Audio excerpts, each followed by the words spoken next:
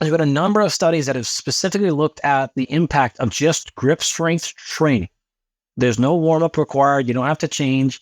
You can squeeze something as hard as possible. These are called hand grip dynamometers. They're fairly cheap. You can get them for 25, 35 bucks. So no cardio, no strength. You go in and you squeeze and you hold these things. That's all you do. Typically something like 6 to 8 second, maybe a little bit longer contractions. So squeeze as hard as you can, just your grip. You do some 8 to, I can't remember exactly, 8 to probably 12 or so repetitions of that a couple days a week. And those have been shown statistically significant reductions in resting blood pressure in people that are hypertensive. So people that have chronic high blood pressure over 6 to 8 to 10 weeks, something like that. So grip strength training alone is an isometric contraction. So you're grabbing it, you're squeezing it, you're holding it. What that's doing is because all the muscles, or many of them in a muscle group or around a joint, are contracting, you're kind of squeezing all the muscles at the same time, which means blood can't go anywhere, right? So it kind of gets, it's what we call occluded or stuck. It stops moving. So in the short term, your blood pressure shoots through the roof because you can imagine you're trying to circulate blood throughout your body. And when it's coming out of your heart, it's getting squeezed down by all the muscles, so it can't go anywhere. So the pressure in the heart gets really, really, really high because all the blood gets backed up, but it's pumping and it's pumping, it's trying to get it out of there. And so the pressure gets super, super high. In response to that, your body then will say effectively, hey, we're having this consistent challenge. Let's make the vessels more pliable, more elastic, more plastic, open them up more. By doing that at rest, now the pressure at rest goes down because it's easier to get stuff through.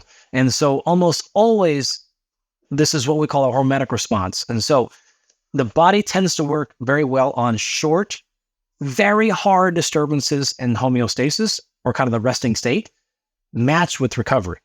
And so if you get your blood pressure up really, really, really, really high in the short term, and then you bring it back down and let it rest a lot, it will respond by causing an adaptation.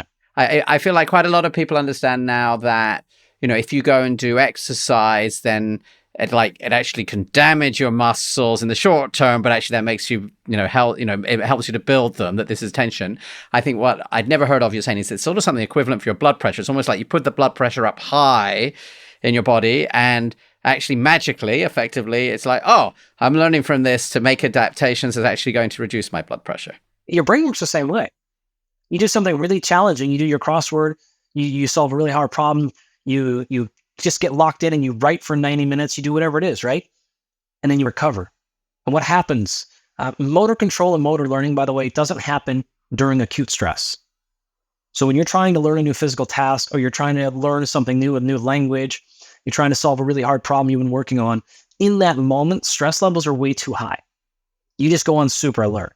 That when you come down from that stress moment, though, that's when the new learning gets set in stone. Physical learning, cognitive learning, all that. So it's the same thing. Really high pressure, really high fatigue, tons of stress in the system cognitively.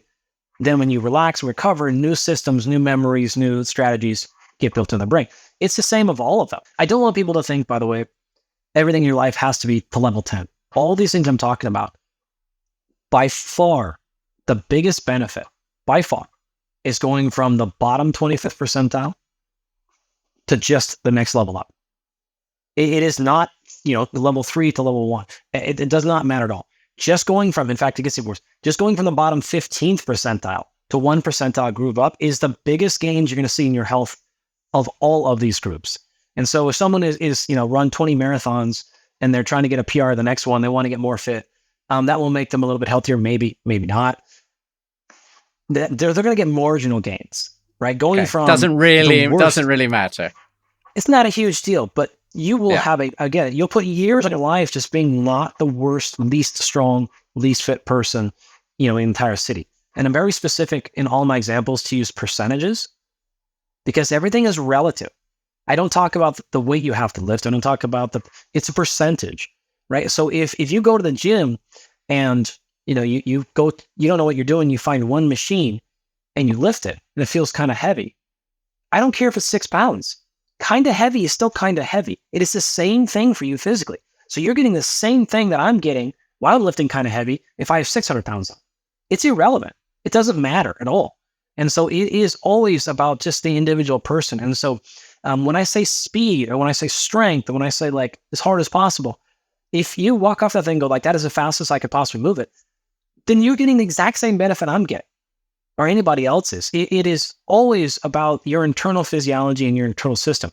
If it's being challenged, it adapts. If it's not being challenged, it won't. You don't have to challenge things. We always say this way. Think about it. You don't want to annihilate. You just want to stimulate. Okay, stimulate progress, stimulate adaptation, but you don't have to annihilate. In fact, there's excellent research on annihilation gives you no more progress than stimulation. If you want to think about this in terms of muscle growth. So the amount of soreness you get after going through a hypertrophy or muscle growth training is not a predictor at all of how much growth you will actually get. In fact, if you go to what is called reps in reserve, and so say you had a weight on a machine and you did 8 reps and you think, I had 2 repetitions, maybe I could have done maybe 2 or 3 more. Stopping right there is actually almost as effective as doing those last 2 more reps. It is about basic stimulation. And this is why when we open up the conversation, and I'm glad we're kind of closing at the same spot, is I really do want to let people know, like, you have so many options. If you love going to the class and it's a group fitness class and you have kettlebells and you do some sprints and you lift and then you're all on the floor sweating everywhere, you rip your shirts off and you throw great.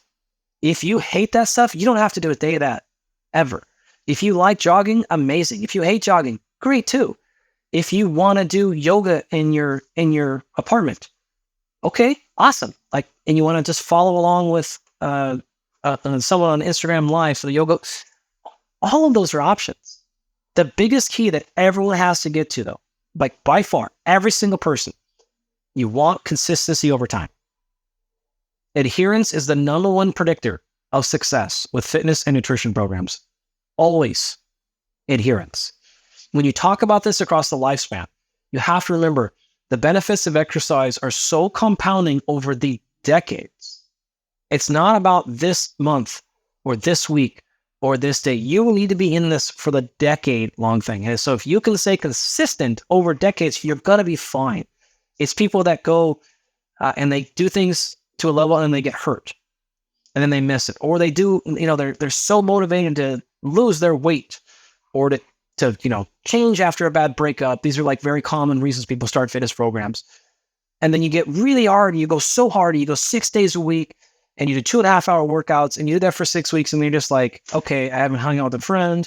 My company's going out of business. I can't, this is not sustainable, because it's not. And you don't need to do that. And so put yourself in a position where you just don't lose big chunks of training.